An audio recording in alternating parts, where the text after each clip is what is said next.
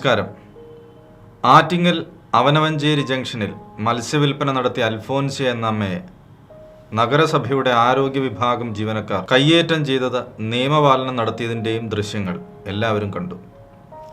ഇത്ര ക്രൂരമായി നിയമപരിപാലനം നടത്തിയതിൻ്റെ അടിസ്ഥാനം വഴിക്കച്ചവടം നിരോധിച്ചിട്ടുണ്ട് എന്നതാണ്. നിയമപരിപാലനം നടത്തി അവരുടെ 20,000 രൂപയുടെ മത്സ്യം നശിപ്പിച്ചു. അതുകൊണ്ടും കലിയടങ്ങാത്ത നിയമപാലകർ അവരുടെ ഒരു കൈ ഒടിച്ചു. ജോലി ചെയ്തില്ലെങ്കിൽ അവരുടെ കുടുംബം പട്ടിണിയിലാകും. അതുകൊണ്ട് ശസ്ത്രക്രിയ കഴിഞ്ഞിട്ടും പുലർച്ചെ 4-ന് തന്നെ അവർ മത്സ്യം വിൽക്കാൻ ഇറങ്ങിയത്. രോഗബാധിതനായ അവരുടെ ഭർത്താവിന് 6 മാസമായി കൂലിപ്പണിക്ക് പോകാനാവുന്നില്ല. ഷോളയാർ വട്ടലക്ക ആദിവാസി ഊരിലെ പോലീസ് അതിക്രമമാണ് ഓഗസ്റ്റ് 11-ാം തീയതിയിലെ പത്രങ്ങൾ റിപ്പോർട്ട് ചെയ്ത മറ്റൊരു വാർത്ത, സമാനമായ മറ്റൊരു വാർത്ത. ഇതിനു മുൻപും സാധാരണക്കാരിയായ മറ്റൊരു സ്ത്രീയുടെ മത്സ്യവില്പന തടഞ്ഞതും തട്ടിമറിക്കുന്നതും വാർത്തകളിൽ നിറഞ്ഞിരുന്നു. കൊല്ലം പാരിപ്പള്ളിയിലാണ് സംഭവം. അവിടെയും അവർ കാല് പിടിച്ച് ചോദിച്ചു മത്സ്യം നശിപ്പിക്കരുതെന്ന്. എന്തിനാ ഇത്ര ക്രൂരത? കാല് പിടിക്കുന്നവൻ്റെ അന്നം മുടക്കുന്ന നിയമപാലനം. ബിവറേജിൻ്റെ ക്യൂവിൽ വരാത്ത ഏത് കൊറോണ വൈറസാണ് മീൻ കച്ചവടം ചെയ്യുന്നവരുടെ അരികിലെത്തുന്നത്? ആ പാവത്തിൻ്റെ അരികിലെത്തിയത്. നിയമം നടപ്പാക്കാൻ തുനിഞ്ഞിറങ്ങുമ്പോൾ മനുഷ്യത്വം എന്നൊരു സംഗതി കൂടി ഓർക്കണമല്ലോ. കാരണം അവർ തട്ടിയെറിഞ്ഞത് ഒരു കുട്ട മത്സ്യം മാത്രമല്ല, കുറേ മനുഷ്യരുടെ ജീവിതം കൂടിയാണ്. പശുവിനെ പുല്ലരിയാൻ പോകുന്നവനും, ബാങ്കിൽ പോയ ഗൗരീനന്ദനയ്ക്കും, കല്യാണ ചെറുക്കനും, ബലിതർപ്പണത്തിന് പോയ അമ്മയ്ക്കും മകനും ഫൈൻ അടിക്കുന്നുവെന്ന് നിയമസഭയിൽ അഡ്വക്കേറ്റ് എൻ ഷംസുദ്ദീൻ പ്രസംഗിച്ചു. നനച്ചിരിക്കാതെ കടന്നു വന്ന മഹാവ്യാധിയാണ് കോവിഡ്.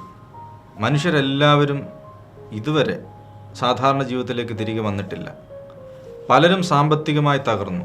ജീവിക്കാൻ ഉപാധിയില്ലാതെ കോടിക്കണക്കിന് മനുഷ്യർ ദുരിതത്തിൽ മുങ്ങിത്താഴുന്നു. ഇവിടെ ആരോഗ്യ പ്രവർത്തകരും നിയമപാലകരും ഗവൺമെൻറ്റും കാര്യമായി പ്രവർത്തിക്കുന്നു. വിശന്നിരിക്കുന്നവരുടെ ഇടയിലേക്ക് ഭക്ഷ്യക്കിറ്റുകൾ എത്തുന്നു.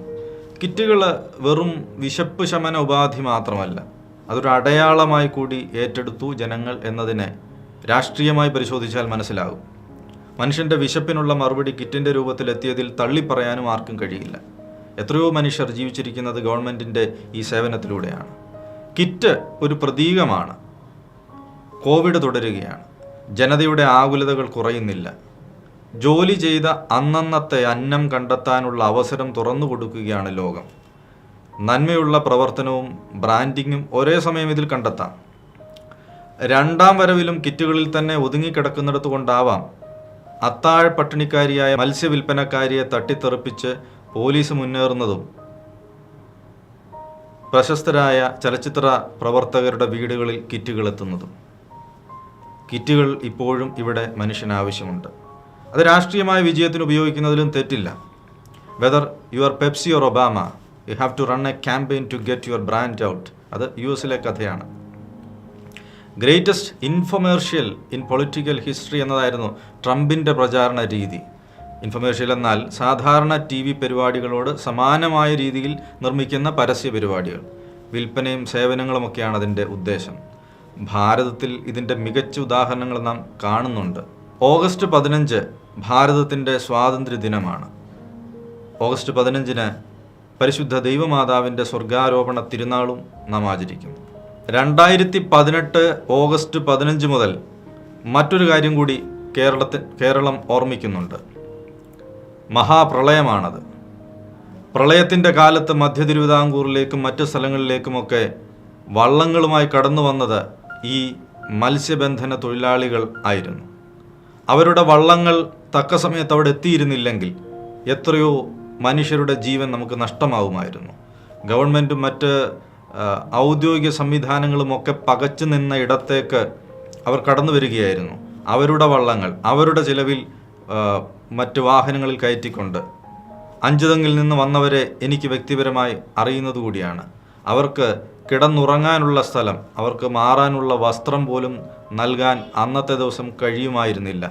എന്നിട്ട് പോലും രാത്രിയിൽ അവർ അവരുടെ തന്നെ സ്വന്തം റിസ്കിൽ ആളുകളെ രക്ഷിക്കുന്നതിന് വേണ്ടി ഇറങ്ങി പുറപ്പെട്ടവരാണ്.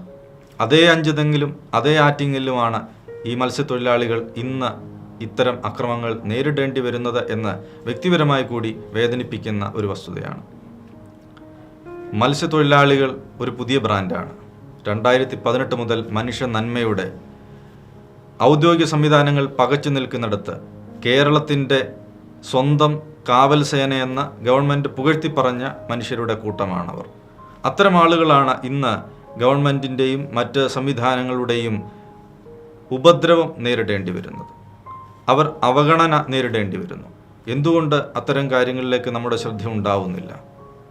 ഈ 2021 വെള്ളപ്പൊക്കത്തിൻ്റെ വാർഷിക കണക്ക് പരിശോധിച്ചാൽ ആഗസ്റ്റ് 15 തന്നെ നമ്മൾ എത്തി നിൽക്കുന്നു. ഇത്തരം സംഭവങ്ങൾ ചേർത്ത് വായിക്കാൻ, ഇത്തരം ബ്രാൻഡുകളെ കൂടി മനസ്സിലാക്കാൻ നമുക്ക് സാധിക്കേണ്ടതല്ലേ? നന്മ നിറഞ്ഞ മനുഷ്യ നന്മയിൽ വിശ്വസിക്കുന്ന മനുഷ്യർ ചെയ്യുന്ന പ്രവൃത്തികൾക്ക് രാഷ്ട്രീയമായും സാംസ്കാരികമായും സാമൂഹ്യമായും മികച്ച നന്മയും അതിനുള്ള പ്രതിഫലവും ലഭിക്കുന്നുണ്ട് എന്നുള്ളത് ആണ് ഈ തുടർഭരണവും ഒക്കെ ഒരുപക്ഷെ സാക്ഷ്യപ്പെടുത്തുന്നത്. പക്ഷേ പാതയോരത്ത് അത്താഴത്തിന് വക കണ്ടെത്താൻ പുലർച്ചെ 4 മണി മുതൽ മീൻ കച്ചവടത്തിനിറങ്ങുന്ന സാധു സ്ത്രീയെ തെരുവിൽ ചവിട്ടി വീഴ്ത്തുന്നത് കിറ്റിൽ ഓട്ട വീഴ്ത്താൻ ഉപകരിക്കും. നന്ദി.